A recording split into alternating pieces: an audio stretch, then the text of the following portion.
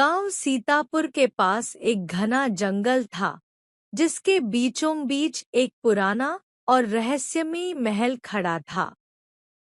गांव के लोग कहते थे कि महल एक भूल भुलैया की तरह था, जहां जो भी अंदर जाता कभी लौट कर नहीं आता।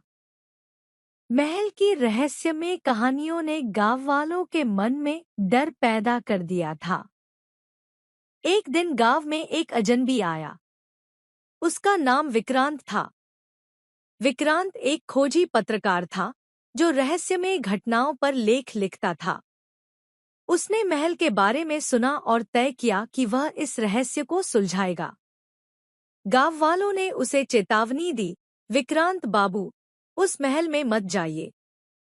वहां जाने वाला कभी वापस नहीं आता। लेकिन विक्रांत एक साहसी व्यक्ति था।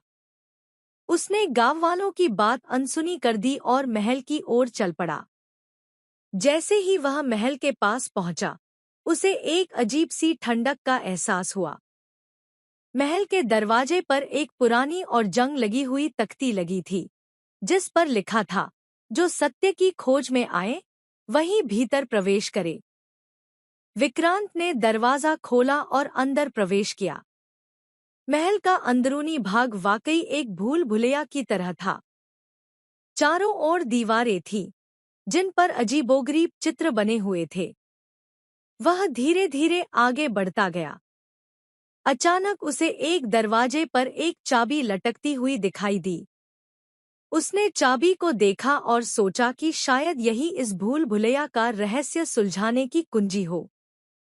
जैसे ही उसने चाबी उठाई, महल की दीवारें हिलने लगी और एक रहस्यमयी आवाज गूंजने लगी। तुम यहाँ क्यों आए हो, अजनबी? विक्रांत ने कहा, मैं यहाँ इस महल के रहस्य को सुलझाने आया हूँ। आवाज ने कहा, यह महल किसी और का नहीं, तुम्हारे ही मन का है। अगर तुम अपने मन के भय को पार कर लोगे, तो इस महल का रहस्य सुलझ जाएगा। विक्रांत ने समझा कि यह भूल भुलैया वास्तव में उसके अपने भय और संदेहों का प्रतीक है। उसने आंखें बंद की और गहरी सांस ली। जैसे ही उसने अपने भय को स्वीकारा और उसे जाने दिया, महल की दीवारें अचानक गायब हो गईं। विक्रांत खुद को महल के बाहर गांव के किनारे खड़ा पाया। गांव के लोग उसकी वापसी देखकर हैरान थे। उन्होंने पूछा, क्या तुमने महल का रहस्य सुलझा लिया?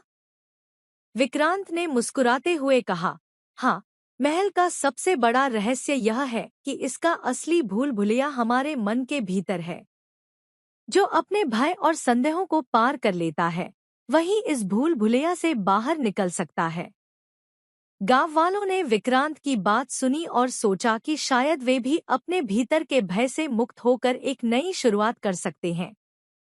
महल का रहस्य भले ही सुलझ गया हो, लेकिन विक्रांत ने गांव वालों को एक नया दृष्टिकोण दे दिया कि असली लड़ाई हमेशा हमारे अपने मन में होती है।